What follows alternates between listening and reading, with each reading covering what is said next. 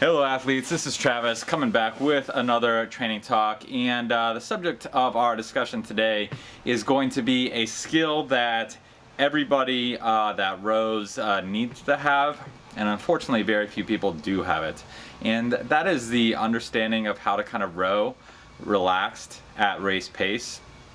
And that seems like a silly idea or a silly statement to say that not many people know how to do it. But it is truly remarkable to me as a coach of how alien this concept was to my athletes and how rare it was to get an athlete that could do this. But fortunately, it is a trained skill like anything else, and certainly because it is so obvious, it is a skill that needs to be practiced by everybody out there. And the basic way to kind of know if you can or can't do this is to think about what your best piece for 2,000 meter is. And let's give you a little bit of leeway and say what your stroke rate was that you're holding for that 2,000 meters. So take your average split, take the stroke rate that you were on for that 2,000 meters, and just kind of get a good warm up in, and then sit down on an erg and just row at that pace, relax for about 15 to 30 strokes. And if you can't hit that pace without any additional effort in terms of kind of holding back, in terms of trying to control yourself, if you find that you are almost automatically go too fast, then that's a sign that you're not very good at the rhythm of your race pace. All right. And I would take that a step further to challenge. So if you can do that, if you can sit down and let's say, my 2,000 meter pace is a 2-minute split, and I did it at a 28 strokes per minute. So if you can't sit down and row 28 strokes per minute fresh after a warm-up and hit that 2-minute split, with ease, like just go right to that 2-minute split and just kind of tap off the strokes, then that's not a good sign. All right. And what I see, like I said, with most athletes is they go too fast. All right. And so they're fresh, they don't know how to kind of relax when they're loose and relaxed and they're not tired, and they will just automatically overshoot that pace. Now, taking that a step further, I don't think anybody should be doing a 2,000 meter test in the 20s for stroke rates. You see some people do it at 24. That's absolutely absurd. Maybe you can get away with that if you're an indoor rower and you don't care just about the efficiency of the stroke.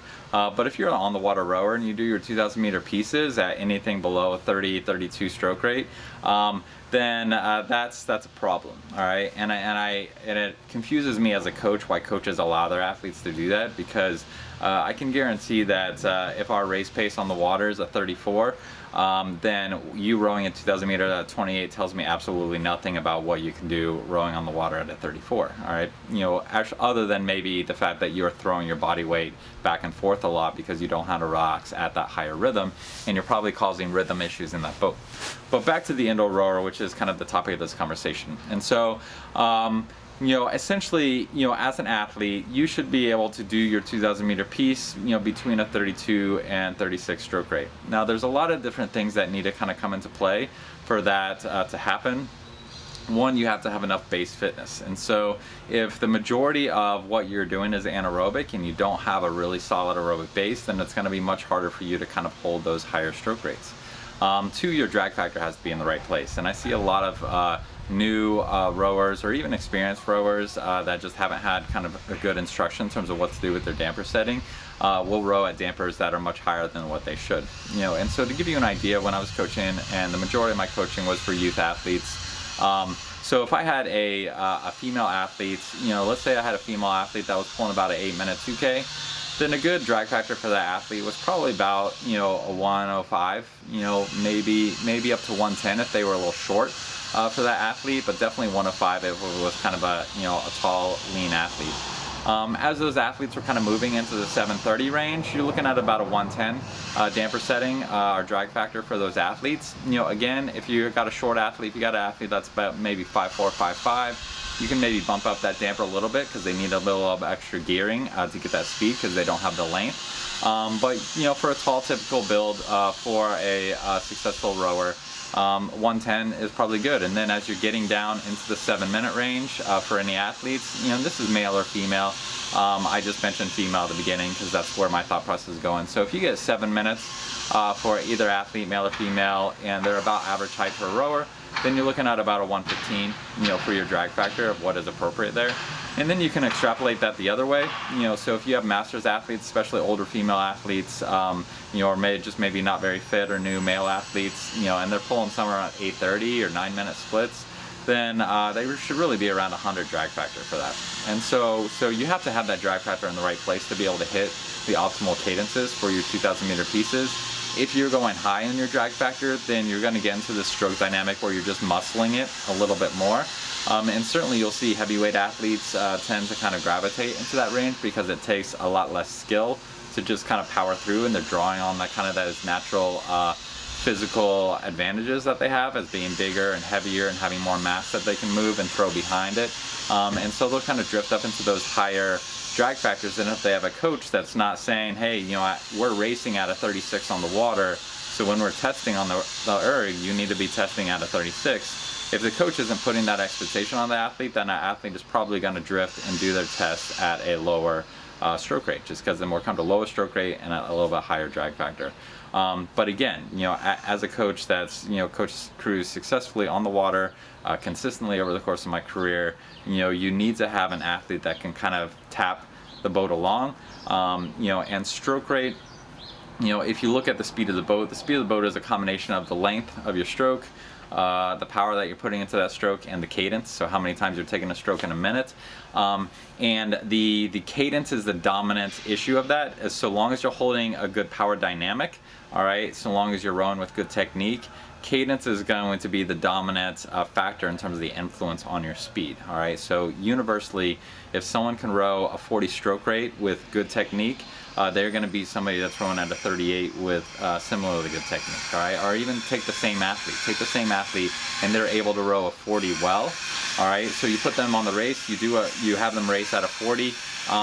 Then if you tell them to do another race later on at a 38 and they just pull the same effort, so the same energy output over the course of that, but they're just doing it at a lower stroke rate, you will move faster on that 40 than you move at that 38. And that's kind of, and I'm using the elite level examples here. I mean, you're talking about Olympic crews that are going to row at a 40 for 2,000 meters, but just extrapolate that down. Same thing, you have an athlete that can row with good technique at a 32. You have them do a test at a 32. Let's say they row an 8-minute 2K at that 32, and then you have them row an equivalent 8-minute 2K of power on the water at a 30 stroke rate, then they're going to go faster at the 32, all right, just because the boat responds better to a light kind of tappy stroke rather than a stroke that's a little bit more forceful, all right. So think Ferrari and not Mack truck, all right. And so then taking that principle onto the erg, you got to have that drag factor in a place that's going to allow you to kind of get that tappy cadence with the rhythm, all right. And so you need to be able to get to where you're rowing in that, I would say at a minimum, if you're on a stationary erg, all right, no slides, no dynamic, 32 to 36 is the minimum expected range that I would expect competitive athletes to do, all right. And even if you're not an on the water rower, that's still the optimal range in terms of the power per stroke, all right. You're going to move faster if you kind of tap it along instead of trying to muscle it. However, going back to the point of this video, that is a learned skill, all right. And so for you as an athlete, I would highly recommend kind of going to the season thinking about what your best 2,000 meter time is, whatever it might be, and then start to practice on a regular basis after your just UT2 steady state. So every time you finish a UT2 steady state, sit back on the erg after you've kind of caught your breath, you rested, you get some water, sit back on the erg and just do some builds, some short builds. I prefer 15 strokes at a time for my builds. So I'll just build up, take 2 or 3 strokes to kind of build with power to that target stroke rate. For you, I would say start at a 32 in your target split. So let's say your best again is an 8-minute split, but you're used to doing that at a 28 stroke rate. We'll start practicing rowing that 2-minute split at a 32. All right, and set that drag appropriately based on what I was saying at the beginning of this video. So 8-minute split's going to be roughly a 105 to 110 drag factor based on my recommendation. I will again say if you're used to rowing a much higher drag factor, don't suddenly drop it. I would change your drag factor by no more than 5 per month of training to kind of get from where you are into the ranges that I'm recommending. But I do recommend doing that, all right, because that will allow you to kind of tap along and you're going to be able to row a lot more efficiently if you do that rather than if you're muscling. But going back to the drill, all right? And so we're doing about, I would say, 4 to 6 little lifts. 15, 20 strokes is fine too. Lifts with full rest in between. So I would say at least 90 seconds, you know, maybe even a couple minutes. Just walk around, do whatever you want in between each one. Sit down, do your lift, and just practice rowing at what you know is your best 2,000 meter. And if you know you're way faster, then maybe take a second or two off of that split, and that's fine. Maybe row 159, 158. That's okay.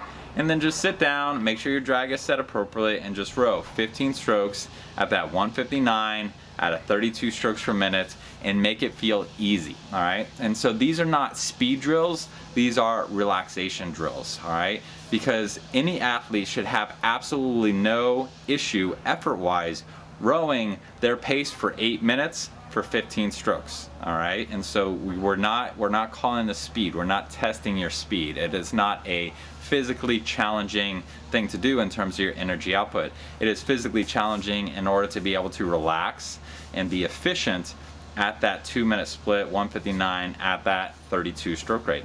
And then once you're comfortable doing that, then do it at a 34 stroke rate and practice that and just tap it. And what you'll find is that your power per stroke, your legs are going to be moving very lightly, all right? You're going to be, you know, connect nice and quick. You kind of press through, making sure you're getting a little bit of kick through that back end, as you should always be finishing your stroke with a strong follow through, and you just practice and tap it. And then another drill, if you want to kind of take that out, and every once in a while, maybe once a week or so, instead of doing 15 strokes, do 250 meters at a time. And just do 2, 3, maybe 4 of those. 250 meters, same principle, all right? 250 meters at what you know you can hold for 2,000 meters, and just practice on relaxing at a 32 stroke rate for that. All right, and again, if you find yourself consistently overpowering those, if you're like, well, 2,000 meters is my best for this, and then I'm sitting down, I'm doing these 15 stroke builds, and you're going right to a 154, 155, then that's a sign that you're not relaxing. Is that you don't know how to just kind of relax at that rhythm, all right? And so practice that, all right? And now is a good time to start practicing that if you want to be comfortable and be ready to perform kind of in that February time period where there are a lot of indoor races. And so a couple times a week after your UT2, you don't need to do these after your transport or your AT. I wouldn't even necessarily do them after your UT1, but you can.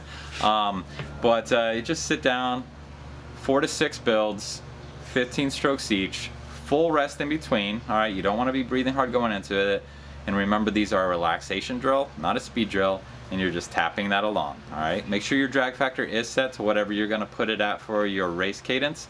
And if you're not used to working within the drag ranges, the damper settings that I just referenced earlier in this video, start where what you're used to, all right? Start with what you know you had your damper setting at for, or I keep saying damper, I mean drag factor. Start where you had your drag factor when you did that 2K best performance, and then practice, all right? Again, practice the rates at that place, all right? And you might find with that drag factor, if you are a person that tends to use higher drag factors than what I'm recommending, then if you start to lower that drag factor down, it will help you hit the splits, hit that more relaxed split, and not overpower it at the stroke rates that I'm giving, all right? Because essentially that drag factor is your gearing, all right? And if you're in a higher gearing at a similar stroke rate, then it's gonna push your stroke, your split down, all right? But again, you know, if you're practicing, if you know you're gonna row a 2-minute split, and unless you're very early on in your career, you're not going to make huge gains, you know, in that 2,000 meter from test to test. Or maybe if you've taken a long period of time in between, you might make huger gains. But still, it's not going to be 8 seconds, 10 seconds, all right? You know, even 5 seconds would be a super stretch, and that's probably only someone who's very early in their novice year. Most experienced rowers, they're going to take maybe a second, at most 2 seconds off their average split from the previous best when they do a new one, all right? And so when you're practicing, don't let yourself go a second or so faster. And even practicing at your old 2,000 meter split is not going to impair your ability to row slightly faster on your race day, all right? So if you were an 8-minute 2K before, you're practicing a 2-minute split, practicing that 2-minute split in these relaxation drills is not going to impede your ability to row 159, 158 on your new one, all right? Because again, it's about relaxation, all right? We're not testing that exact power. So that's it. get to work on that. All right, practice it. Again, if you're used to pounding out your maximal efforts at the lower stroke rates for 2,000 meters, then get out of that habit. All right, because you can, if you learn how to be efficient at those higher rates, you will perform better than you would with the exact same fitness at slightly lower rates.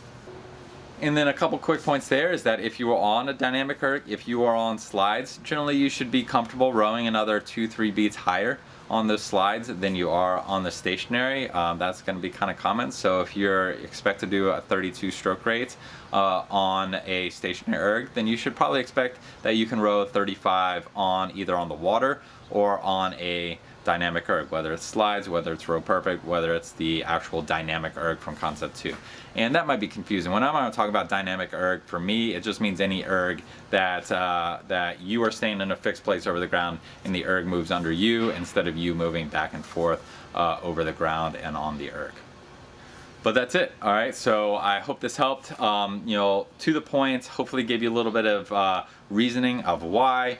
Yeah, if you have questions about that, shoot them down in the comments below. Definitely if you found this helpful and you know other people who it might help, if you know other people that love to pound out their 2Ks, at a 20-something stroke rate, forward this video to them. Maybe it can help them perform a little bit better when they're doing that max effort test on the erg later in the season. And then correspondingly, kind of a last thought before I sign off is that 1,000 meters, you should be going a little higher stroke rate than 2,000 meters, all right? 5,000 meters, you should be going a little bit lower, all right? But not a ton, maybe like 3 beats higher for 1,000 than you would for a 2,000, maybe 2 beats. For 500 meters, you're definitely going a lot higher. I'd probably say 6 beats or so higher on a 500 meter. And if you're going for 5,000 meters versus 2K, you're probably looking at somewhere between anywhere from 2 to 6, 4 to 6 beats lower on that testing effort than you would be on your testing effort for 2,000 meters. All right, so kind of extrapolate that out, practice whatever pace you need to for whatever kind of duration that you're doing,